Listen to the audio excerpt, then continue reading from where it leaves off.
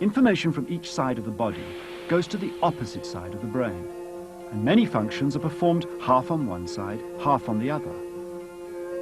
But certain tasks are committed much more to one hemisphere, especially in human beings. The right hemisphere is specialized for spatial judgments, while the left can describe its perceptions in words.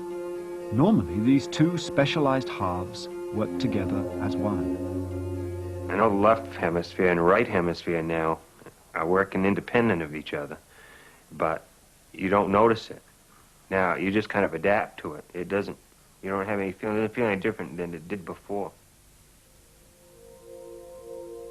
The corpus callosum, a huge bundle of fibers, connects the two halves of the brain. When it's damaged, in Joe's case through surgery to relieve epilepsy, then it almost seems that there are two separate people sharing a single head. What we can do is play tricks by putting information into his disconnected, mute, non-talking right hemisphere and watch it produce behaviors. And out of that, we can really see that there is, in fact, a reason to believe that there's all kinds of complex processes going on outside of his conscious awareness of his left half brain. Joe, I'm going to show you some things. I just want you to tell me what you see. And here we go. You ready? Look right at the dot. Okay. Right. Okay, you ready? Look right at the dot. Grapes. Good. When Joe focuses on a point, Look right at the dot. everything to the right of the point goes to his left brain, the dominant hemisphere for language and speech. Look right at the dot. So we can see here that when we flash a word or a picture, Tree. Joe is easily able to name it. Here we go. See it. Close your eyes and let your left hand do a little work here.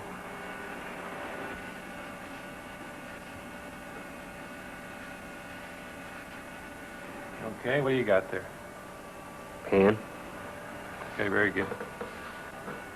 Now, when a word or a picture falls to the left of a fixation point, that information goes to his disconnected right half brain. And as we can see here, Joe is unable to name it. Joe is able to draw the picture with his left hand, the left hand getting its major control from the right half brain. What did you draw? Okay. What did you see? Wheel on one side. I don't know what I saw on the other. So even though he can't name it, his left hand is able to draw out the picture of the stimulus, of the picture or word that we presented to his right half brain.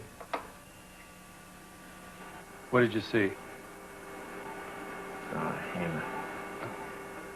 So just close your eyes and draw with your left hand. Just let it go.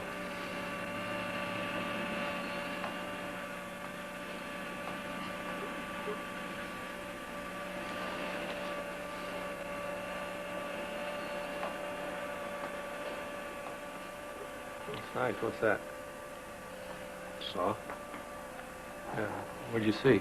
Hammer. What'd you draw that for? I don't know. What Joe and patients like him, and there are many of them, teaches us is that the mind is made up of a constellation of independent, semi-independent agents, and that these agents, these processes can carry on a vast number of activities outside of our conscious awareness. Even though that goes on, there's some final stage or some final system, which I happen to think is in the left hemisphere, that pulls all of this information together into a theory. It has to generate a theory to explain all of these independent elements. And so, and that theory becomes our particular theory of ourself and of the world.